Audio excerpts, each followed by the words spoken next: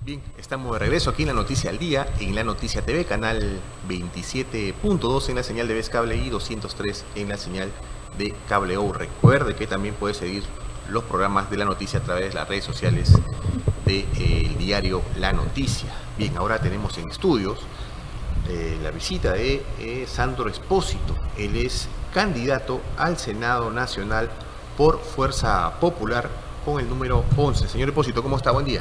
Apreciado Carlos Rivero, muy buenos días. Gracias por la invitación para estar aquí en La Noticia, en tu medio, ¿no? Para que las personas, el votante, el electorado de este 2026 conozcan mis propuestas y la posición política. Primero, ¿cómo ve esta campaña? ¿Cómo siente usted que se está desarrollando? Para algunos es media tibia, para algunos recién se va a calentar en el mes de marzo. ¿Cómo la está viviendo?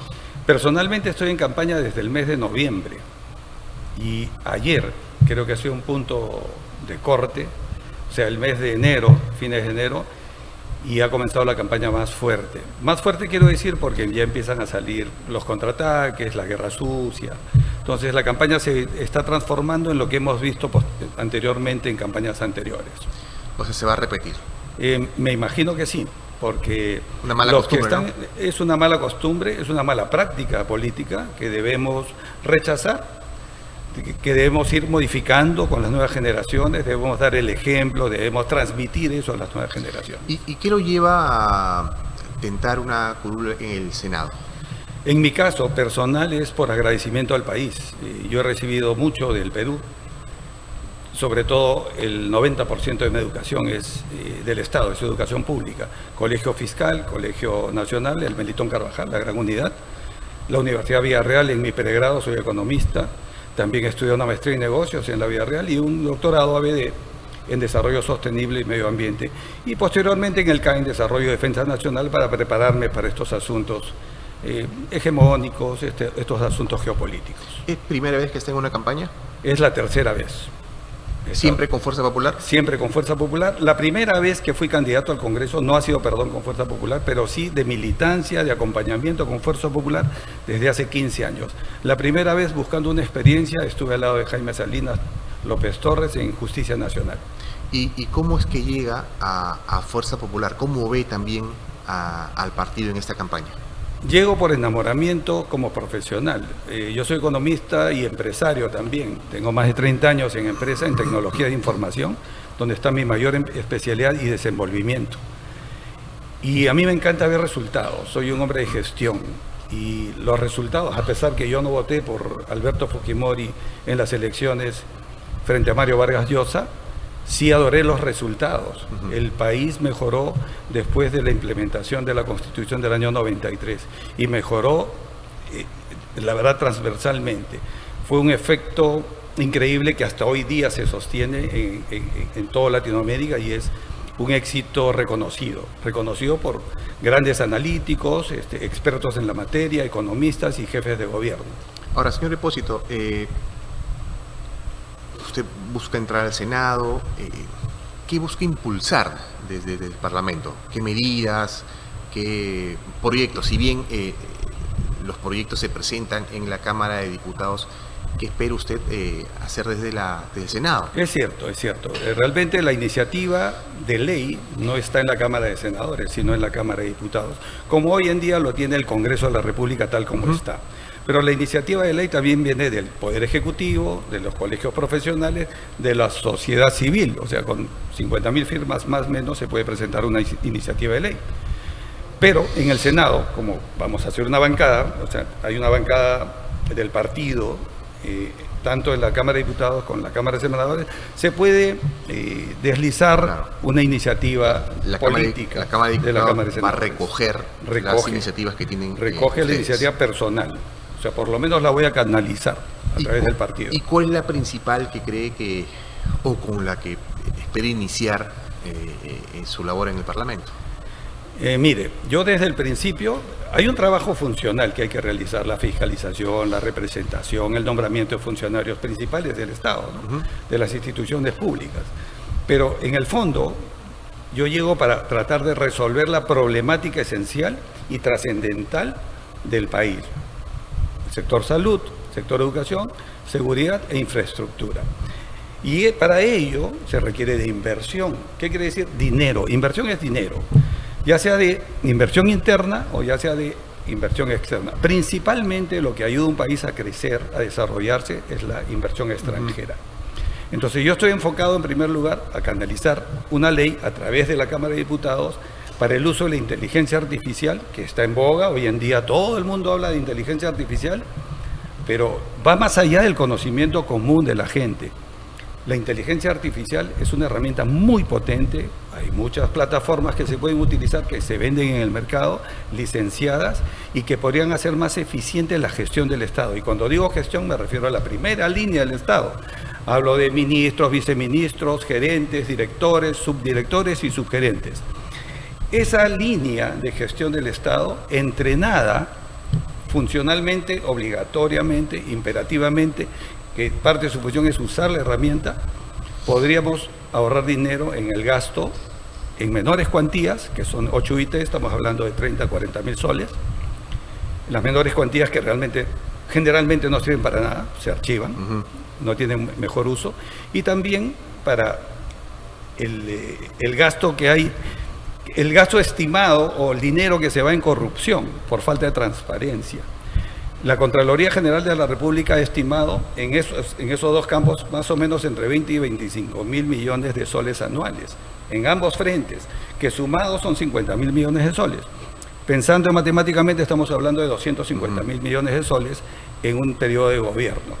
En ese periodo de gobierno, esos 250 mil, que podrían ser menos, pero somos ambiciosos, 250 mil millones de soles, podrían ser redireccionados a través del presupuesto general de la República a esas 4 áreas que le he comentado: más hospitales, más escuelas, más puentes, más caminos, hidroeléctricas, fomento del turismo, seguridad ciudadana, integración de las cámaras, integración de los entes que dan seguridad al país, ¿no?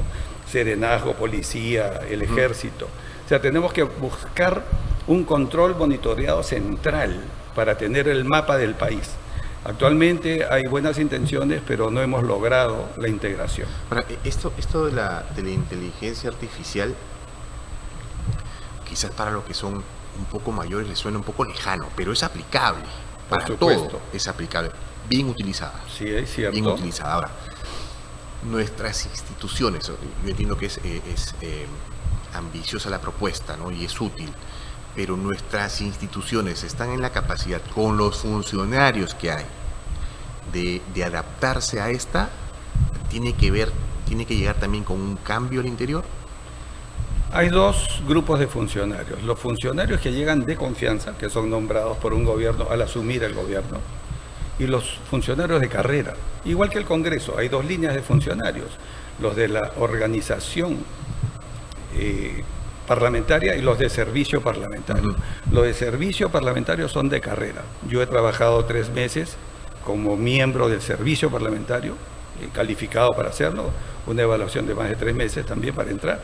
Decidí personalmente no continuar, pero llegué para algo específico y conocí muchos profesionales, y le aseguro que más del 90% son personal calificado.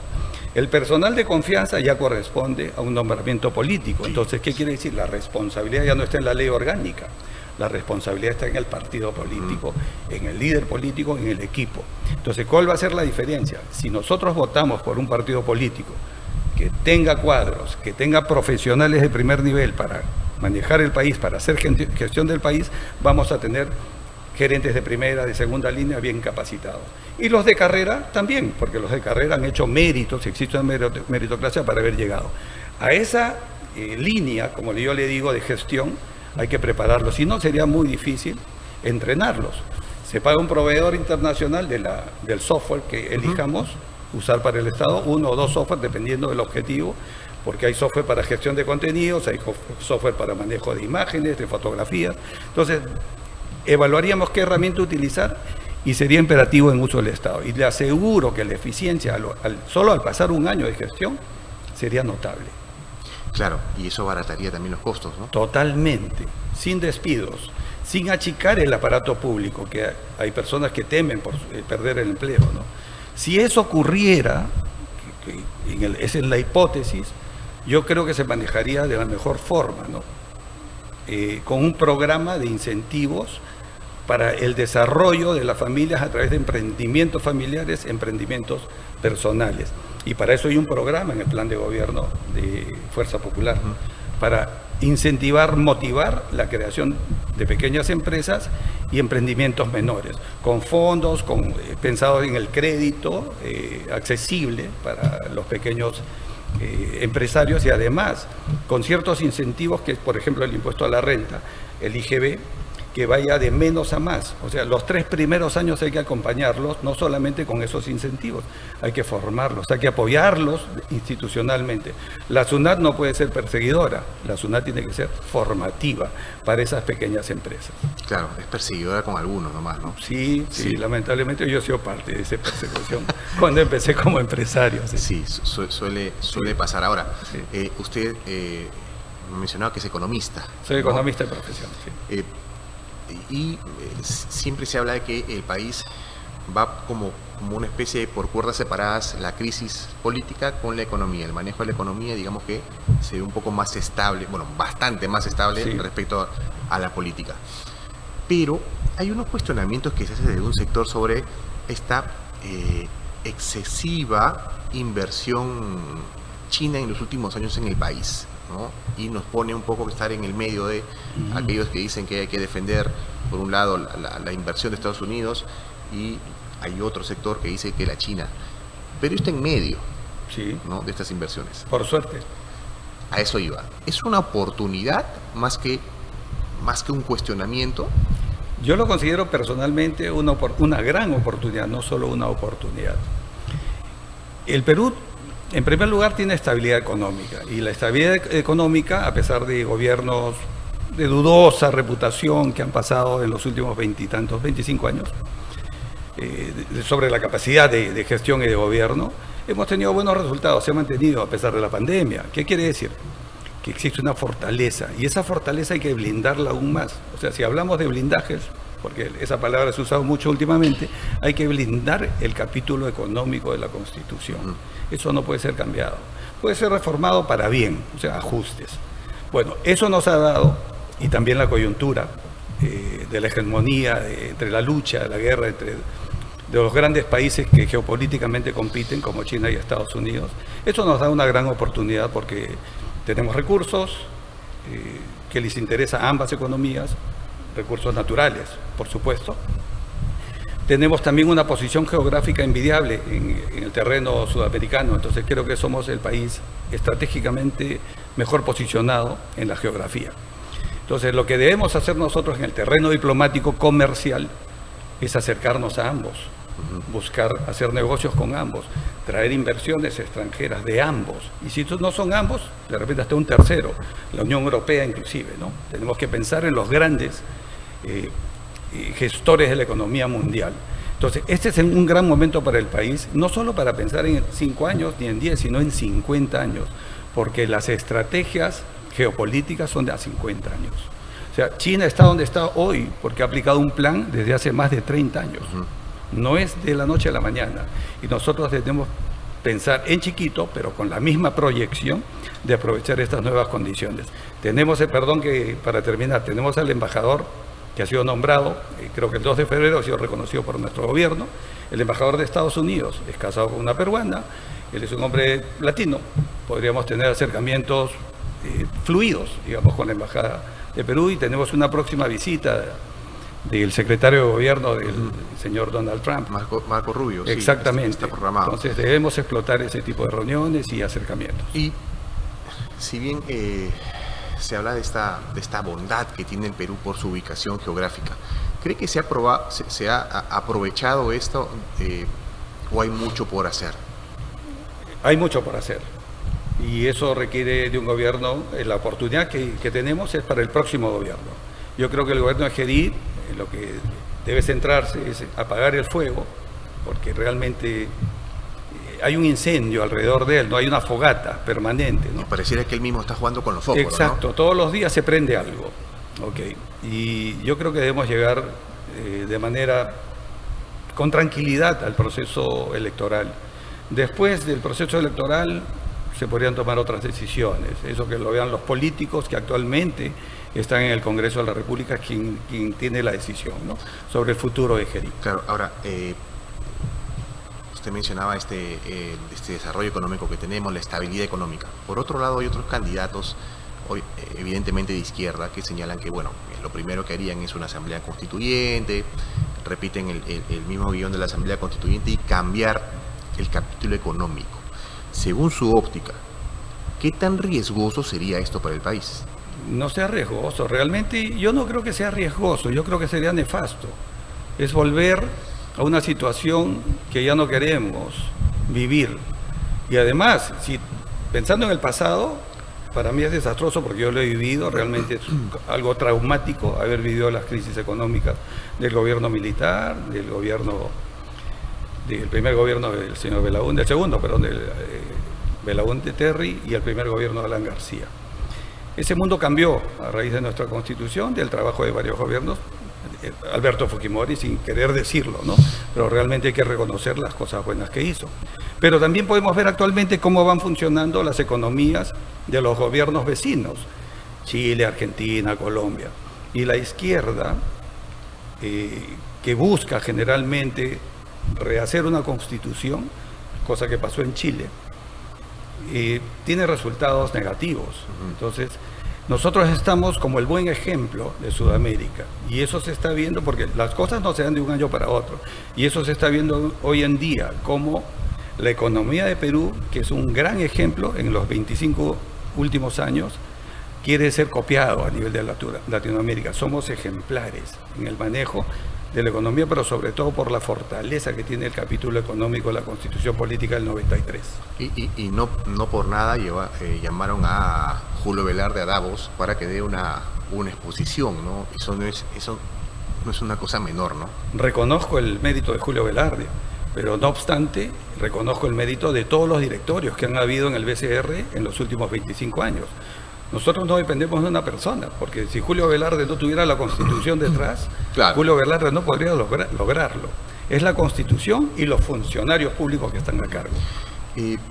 Cambiando de tema, Keiko Fujimori la vi en una entrevista el día domingo en un canal y se le mostraba un poco hasta más fresca, sin mencionarlo de una forma peyorativa, la veo fresca. ¿Cómo la ve usted en esta campaña en comparación a las anteriores? Creo que es una gran oportunidad para el partido y para Keiko Fujimori de llegar a la presidencia, por varias razones. Principalmente por su madurez. Ha sabido capear, recibir los golpes, las injusticias sobre todo, que han caído sobre ella y sobre su entorno, porque si bien es cierto, Keiko Fujimori es la persona visible, ha existido 40 personas alrededor de ella que han sido procesadas y más de 1000 testigos, donde yo estaba como testigo por haber comprado bancarizadamente entradas para ir a un cóctel. Yo realmente participé inclusive vendiendo entradas para cóctel. Yo era uno de los mejores vendedores según lo que decían, porque invitaba a mis amigos, ¿no? Yo quería que Keiko llegara a ser presidencia, que Fuerza Popular fuera gobierno, y soy una persona muy activa. Y por ello, Keiko ha sido injustamente procesada. Pero no solo ello. Desde que el señor Alberto Fujimori cayó como gobierno, que ese es otro tema, el antifujimorismo ha crecido desmesuradamente en el sentido que ha sido un manejo político. Hay una versión implantada, en la mente de muchos jóvenes y muchas personas de mediana edad que han recibido eso todos los días. Ha habido una masa de políticos en contra de los éxitos del gobierno de Alberto Fujimori y en contra de Keiko, que realmente nunca ha sido gobierno, nunca ha sido funcionario público, y han tratado de mellar esa imagen hasta destruirla, han querido destruir el partido, no lo han logrado. Por eso creo que es una oportunidad, sobre todo, de que existe un voto escondido, y eso obedece a un sentimiento de reivindicación, un sentimiento de reconocimiento de la injusticia que ha recibido, de un señor que sigue libre, un señor que sigue hablando lo que quiere. habló mal de su jefe. Yo jamás hablé mal de mi jefe, he sido empleado público, he sido empleado privado y jamás he podido exponer o ir en contra de las directivas de un jefe. Eso es organización. Está hablando de José Domingo Pérez. Exactamente, y de su compañero. O sea, no hay que olvidarnos de Robin o de Batman. Claro.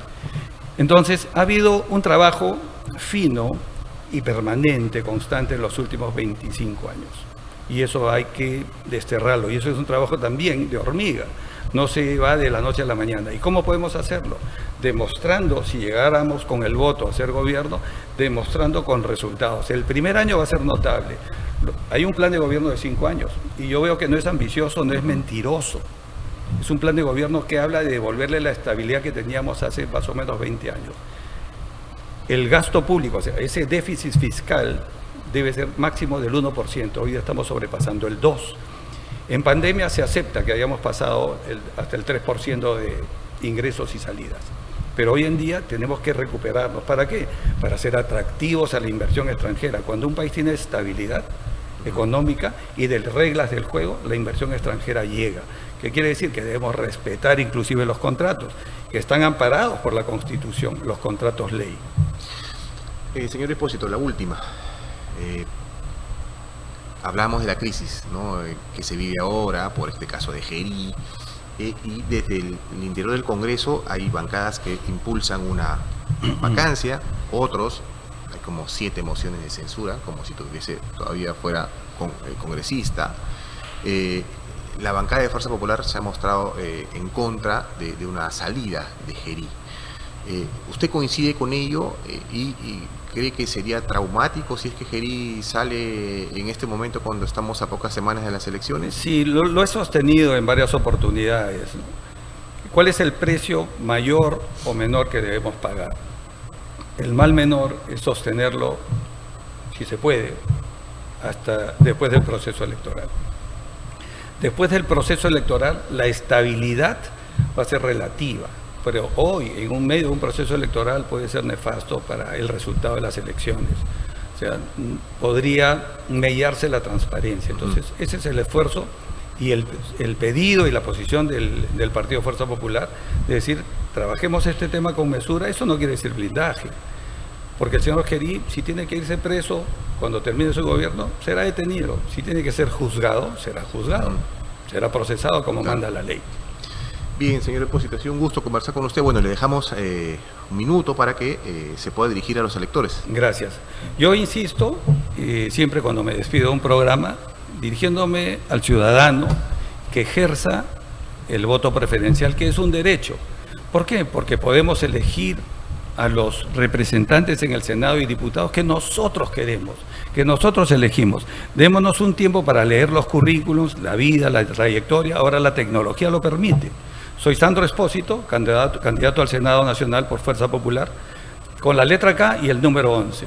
Reitero, Sandro Expósito, con la K y el número 11 al Senado Nacional. Vamos por un buen camino, recuperemos el país. Bien, ha sido un gusto tenerlo aquí. Igualmente, encantado.